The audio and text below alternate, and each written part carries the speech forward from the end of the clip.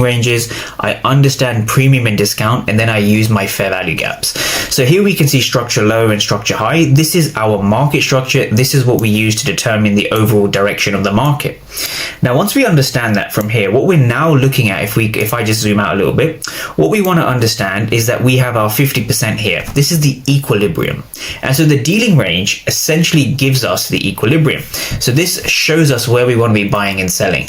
So we took a trade from here, and we want to sell back down into the discount. So we're looking to sell high, right? There's a saying of buy low and sell high. You can avoid 90% of your losses or 90% of your psychological problems if you only focused on dealing ranges, selling in the premium and buying in the discount.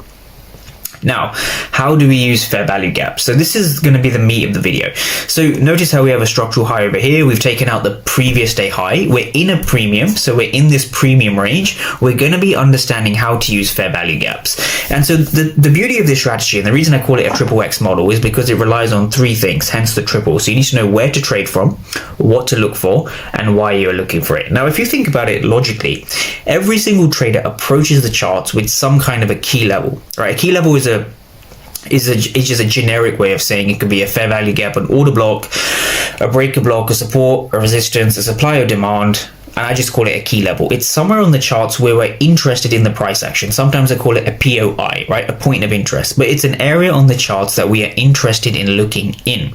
And so I'm a big believer that psychology is heavily overrated, and every single psychological problem can be fixed with a technical piece of knowledge.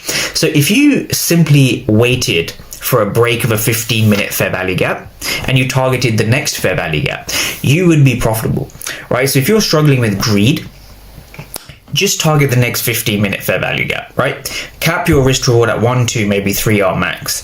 If you're a trader who struggles with finding entries, only enter when you see a 15-minute POI. So this is what I call a 15-minute POI, and the way that I mark this out